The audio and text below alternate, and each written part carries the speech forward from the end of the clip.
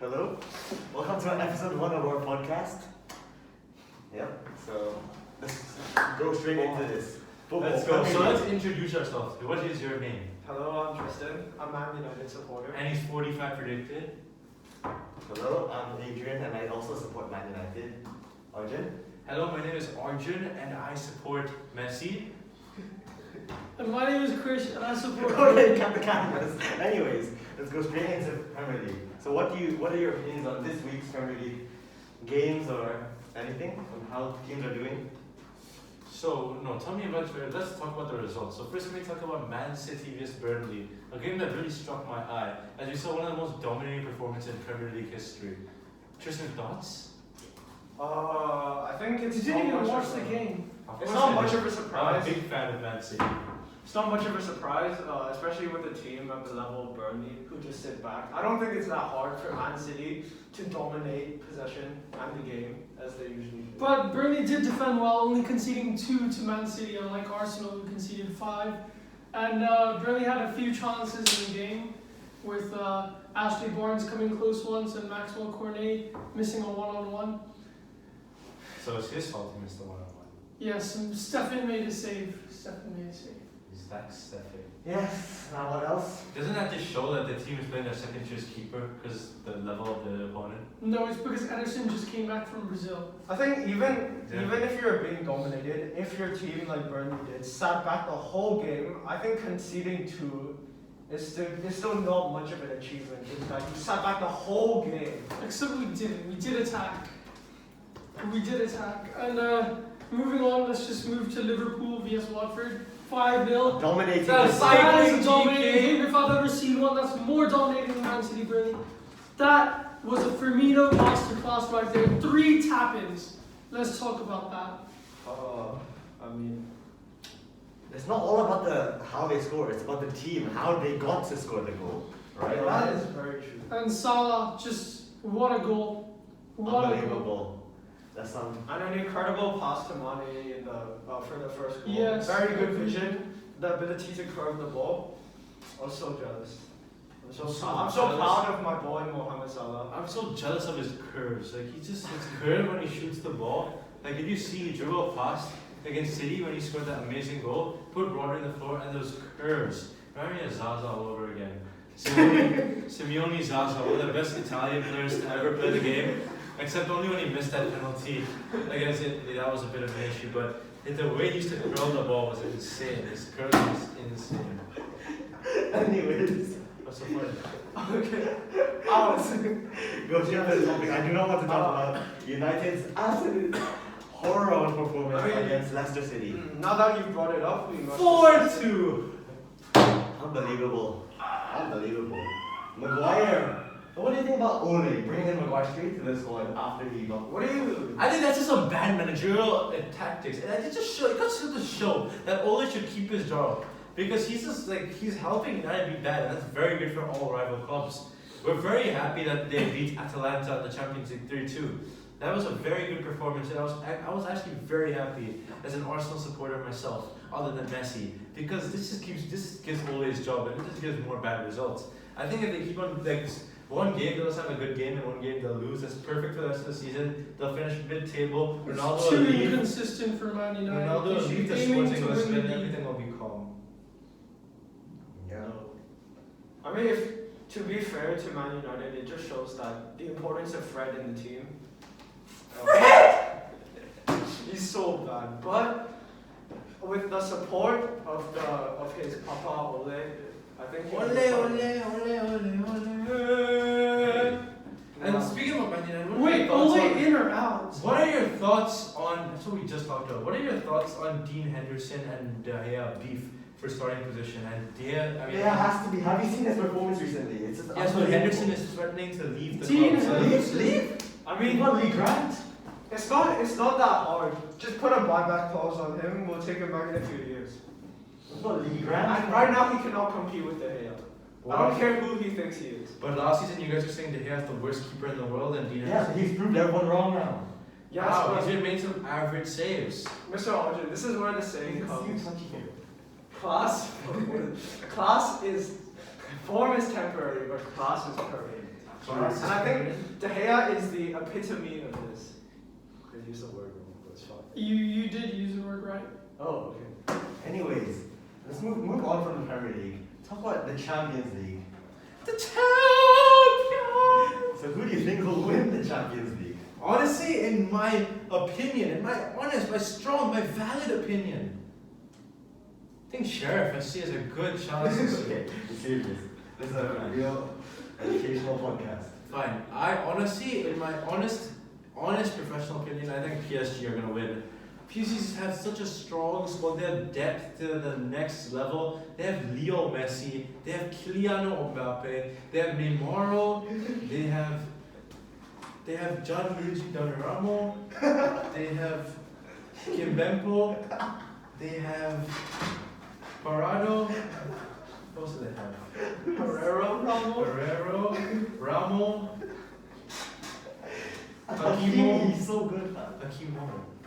So anyways, Hakimo. enough. Bernardo. We get the point. Di Maria. We get Mario. the point. Icardo.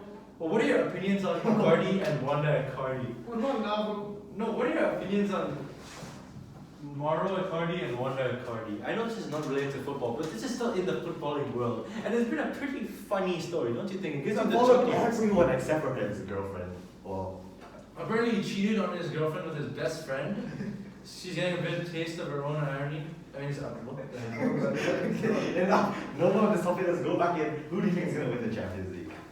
Honestly, I think Liverpool. However, I would like to point out that Man United will make it to the semi-finals, only to get out. Man United. I think Liverpool have proven They're the themselves. easiest group and they're just scraping the games right now. Yes, it's about saving your energy to perform against the small teams. Oh. Can you remind Wait, me? do you want to perform against this one? Can you remind me whether winning 3-2 means that we don't get 3 points? What about I think at the end of the losing 4-2? day- Losing 4-2 doesn't get you 3 points. But You- losing Can you just, 2-1. at this moment in time, can you just please be quiet? Okay. Losing 2-1 though doesn't get you points as well to the young boys who I Yes. really like. However, I would like to point out that we are first in the group with 6 points.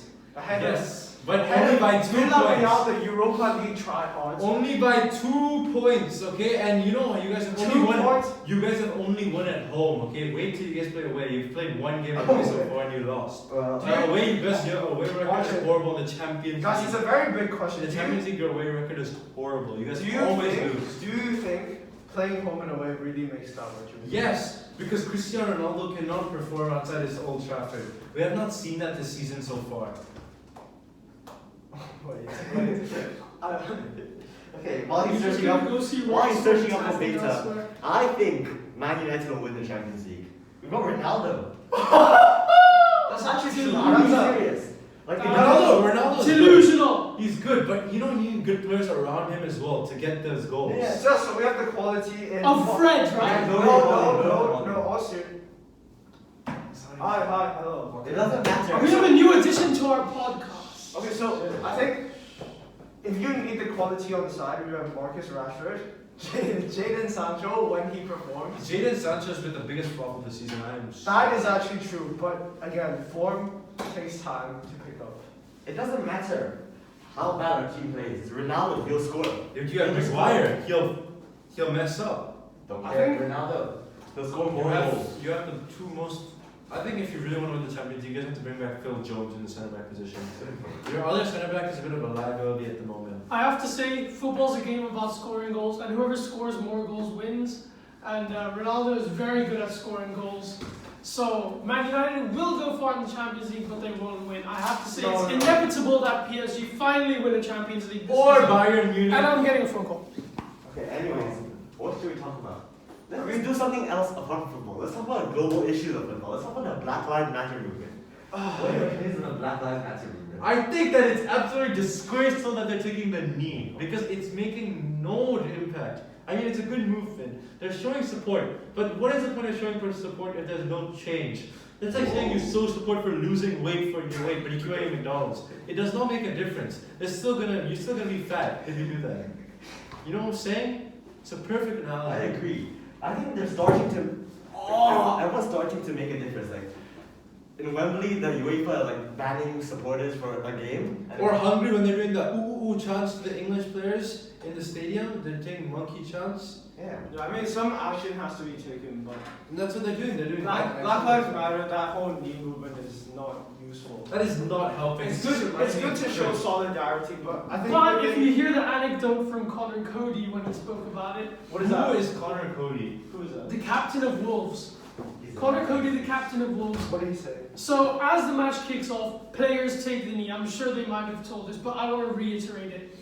Connor Cody's son, watching the game at home, took the knee as the players took the knee. He didn't know why he was doing it, but he took the knee because the players were doing it.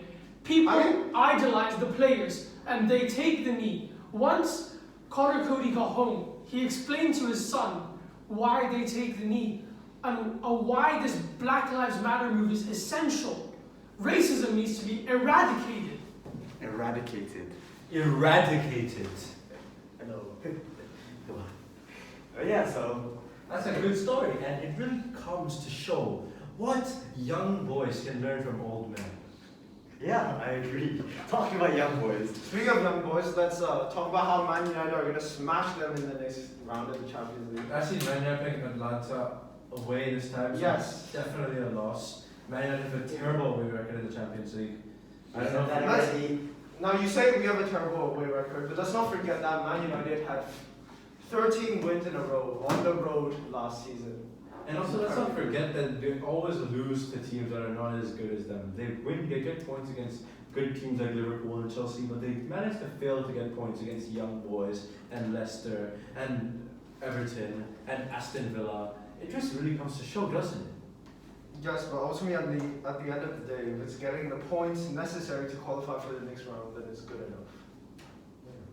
So what should we now address about? Let's address the Man United 4-2 loss to Leicester. We already have that. Stop. No, We've already talked about that. Yeah. But can we talk about Ajax 4, Dortmund 0 in the Champions League, which is one of the biggest shocks of the season, to be honest. Phenomenal. No one expected Ajax to come back like that, get their 2018-19 form back. Even though they lost their best player, Donny van de Beek, probably not their best player, but one of the great players in their team. And now he's doing very good at another club. They all.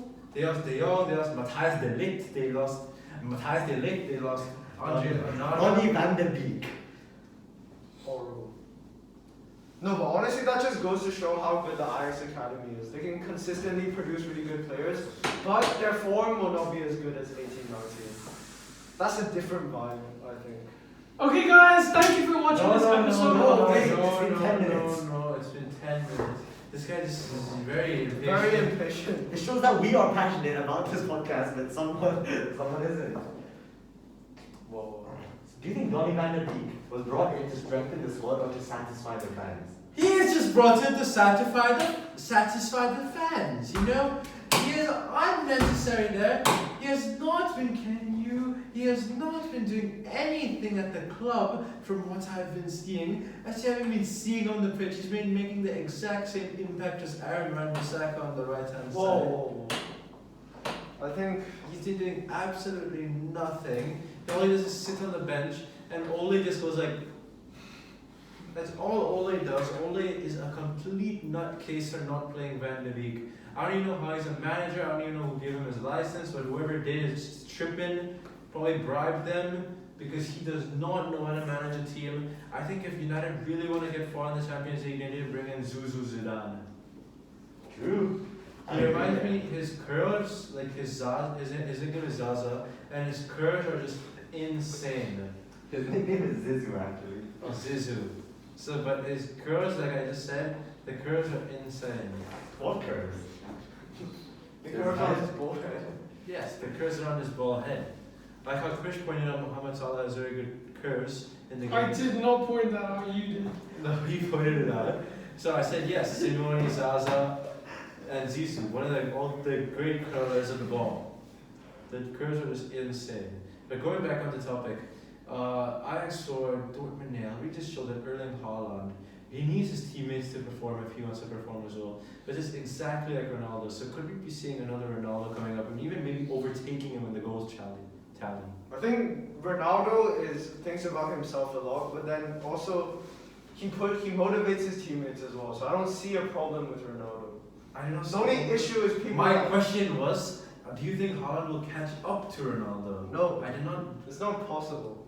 It is possible. Greatness cannot be Haaland is already 200 goals and he's only 21 years old. He only has to score 600 goals in the next. So that's like me saying, oh, Ronaldo has scored this many goals. He's only 36 now. In the next 4 or 5 years, if he plays until 40 something, he's gonna do that as well. Can we talk about Neymar retiring after we cannot. 2020? No, we cannot.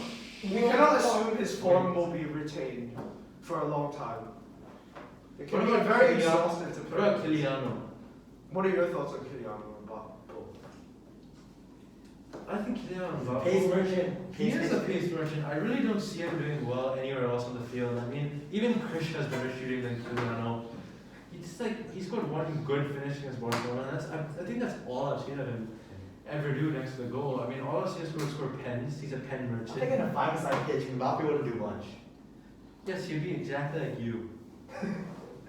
I mean, anyways, let's talk about the hot topic. Who's gonna win the Ballon d'Or? The Ballon d'Or Gosh, bro. is going to Robert Lewandowski. I am sorry, even though I'm a Messi fan, it is just inevitable that it's going to Lewandowski. He is having the season of his life. Last year was a robbery, he didn't win it in the first place.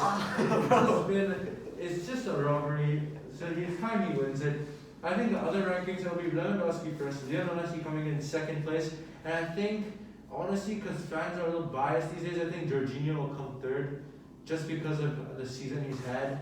I don't really think he's a good player in general, but I just think because he's won the Champions League and the Coppa Italia, what am I saying, and the Euro, that's exactly why he will come third in the Ballon d'Or ranking. After that, I think maybe N'Golo Kante, Benzema Benzema does deserve a shout. and Kylian Mbappe. I don't think Ronaldo will finish in the top 3 by any Speaking chance. of N'Golo Kante, what do you think his impacts are in the Chelsea team? I think he is one of the best footballers who is French and dark skin color. This is because he's just like he works so hard. He works harder than Ronaldo in the midfield.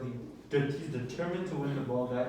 He comes out, he wins it, and then he also, as a CDM, he starts their attacking form. Can you let out a fart? And I think for Chelsea is really, really beneficial as it allows them to play 2 attacking midfielders, as Conte is so solid in that CDM role. Talk about solid CDM roles. Let's talk about Fred.